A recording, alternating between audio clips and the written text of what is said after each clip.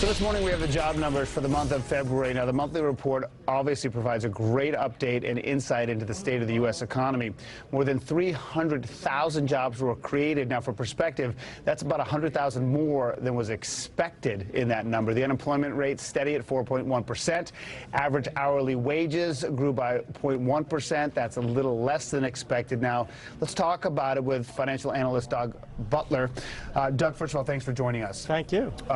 First of all, these numbers seem a bit of a surprise to the upside. I mean, what's your general takeaway here? Well, I mean, I think it's good to see that, America's getting back to work. We're really having strong creation of jobs in the country.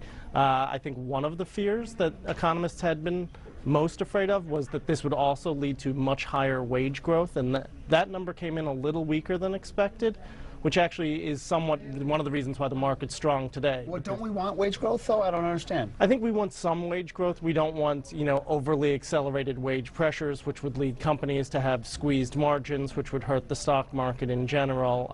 But I think, the average worker is actually doing much better than they were, say, frankly, 9 years ago when the market was at the bottom. We have all these influences. You have the new tax law, then you have this tariff issue, which has brought a lot of fear into the corporates, and then you have this jobs number. So generally speaking, I mean, how do you feel about A, the economy, and B, about the market? The economy is going really strong. I mean, the economy, this is a very accelerated jobs number. More than 300,000 is a really big number, but also that that more people are going back to work. Now, the participation rate, and that's the number of people who are working regardless of whether they want to look for work or not, is at 63%, which is a really recent high.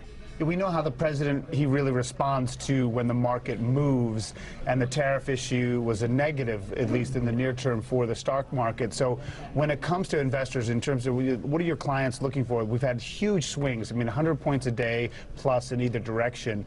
Do you see the market calming a little bit, and what are the trends from your perspective?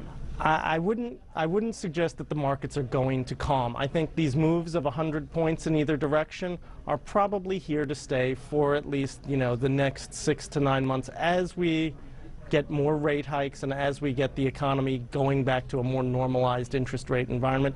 You're going to see more swings in the market.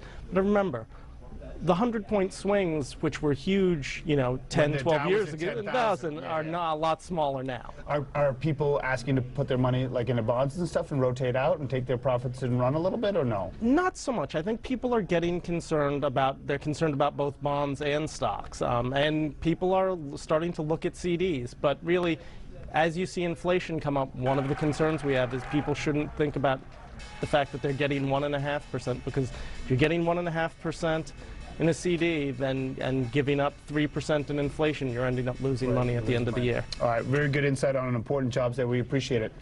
Thank you. Joy, back to you. Thank you, Brian. Now